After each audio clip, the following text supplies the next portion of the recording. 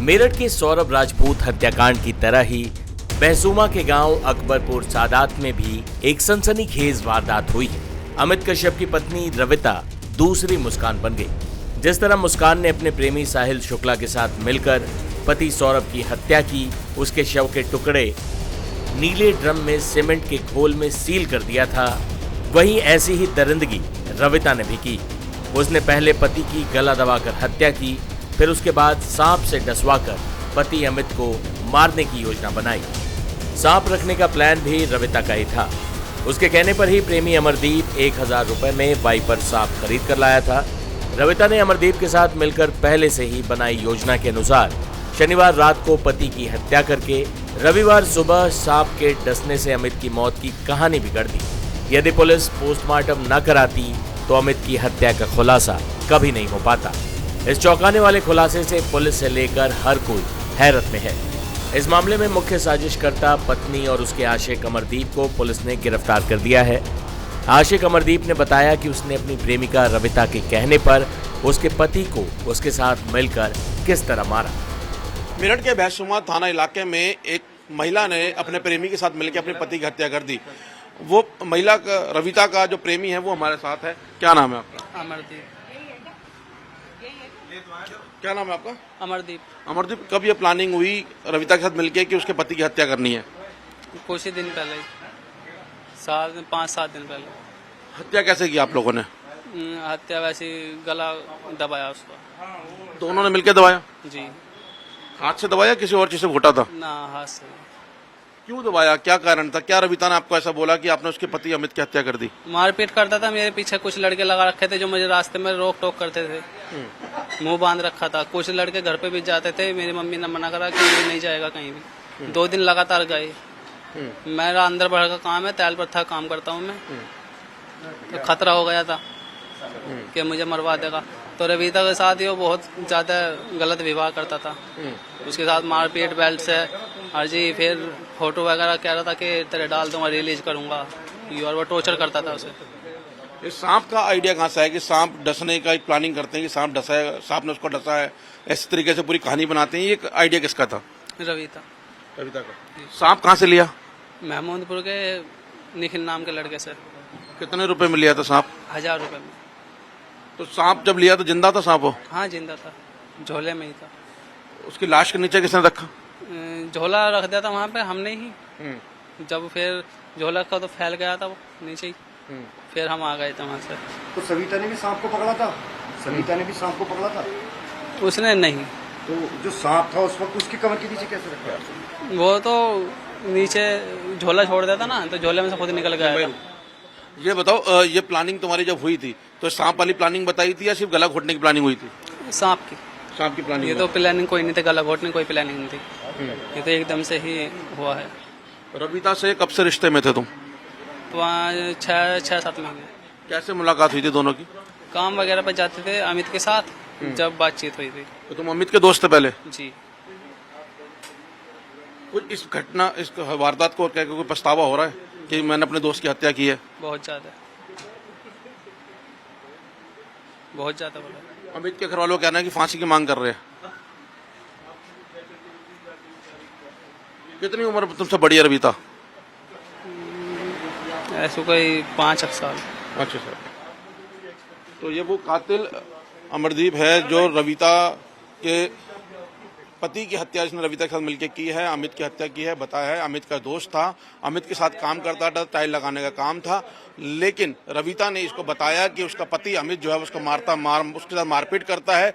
ना सिर्फ मारपीट करता है बल्कि वो इसके ऊपर भी शक करता है और इसके पीछे भी उसने कुछ गुंडे लगा रखे थे इसको मरवाने के लिए, ऐसा इसका कहना है। और जब जब इनकी प्लानिंग हुई, प्लानिंग में ये बताया गया कि उसके अमित जो है उसकी हत्या करनी है, तो उसी प्लानिंग में इन्होंने प्लान बनाया कि एक सांप लाते हैं और एक कहानी बनाते हैं कि पहले अमित की हत्या करेंगे, फिर सांप को उसके नीचे डाल देंगे और ये पूरी कहानी बनाएंगे कि सांप ने उसको डसा है। लेकिन पोस्टमार्टम ने इस पूरी हत्याकांड का राज खोल दिया और पता लगा ये सांप डसने से अमित की मौत नहीं हुई है बल्कि उसकी मौत गला दबाने से हुई है। तो फिलहाल पुलिस ने रविता और उसके आशिक को गिरफ्तार कर लिया है। दोनों को पुलिस रिमांड पे लिया है। दोनों से लगातार पूछताछ जारी है।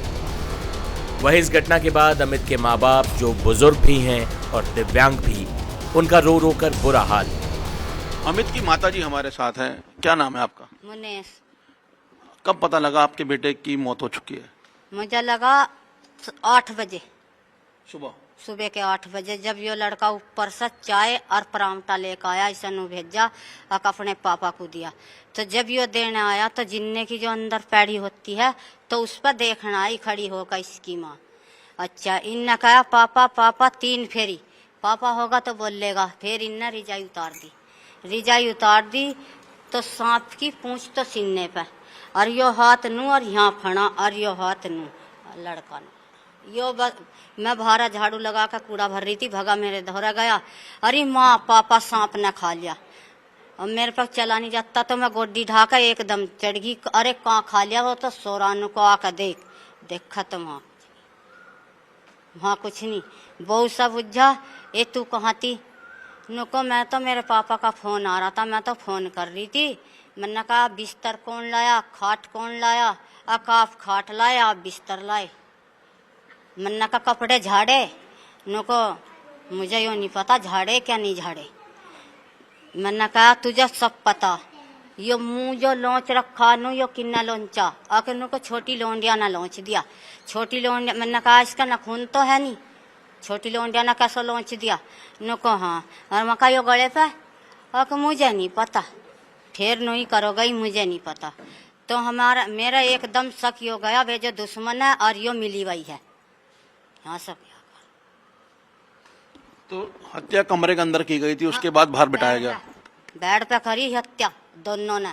पहले हत्या करने में शुरू में सांप गेरा गले में, एक इंगे से खींच रहा, एक इंगे से खींच रहा। अच्छा, जब उस सांप से नहीं मरा तो उन्ना तो नु मोलो चानू बोला और उन्ना गला घोटा। तो हत्या करने के बाद जो आपकी बहू थी वो रात को उसी कमरे में सोई है? नहीं, उसमें नहीं सोई, कहाँ सोई? भारा सोई। जहाँ वो तो खत्म कर दिया, जहाँ उसकी अर्थी थी वहाँ सोई। उसकी लाश के साथ सोई? हाँ, भारा जब जैसा उसे ले गए पोस्ट मास्टर पे, तो वो भारा सोई। जैसा रात को ले गए फूंक फांक दिया तो वो वहाँ सोई जहाँ उसका सिर आना था, सिर।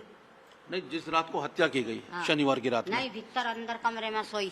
और उसी कमरे में हत्या की गई थी? हाँ, उसी में हत्या करी, उसमें ही वो सोई और लड़के को घेर गया। भारा रिजाई ऐसा उड़ा दी, बिल्कुल जैसा कोई आदमी उड़ा दे, ऐसा ही। ना इतना बाल उघड़ रहा, ना इतना कहीं से तन बदन उघड़ रहा, ऐसे ऐसे बाल, अन्नी बालों को नु करके आराम से लटक रहा था, कहीं से भी नहीं उघड़ रहा था, कहीं से भी। तो देख तो जनता अड़ा पड़ी, जनता ने कहा मार दिया बहू ने, उसी लड़के ने।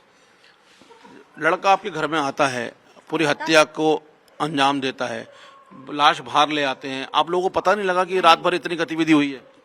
यो जो हमारा लड़का था, यो हमारा लड़का और वो दोनों काम कर रहे थे पत्थर का एक जगह।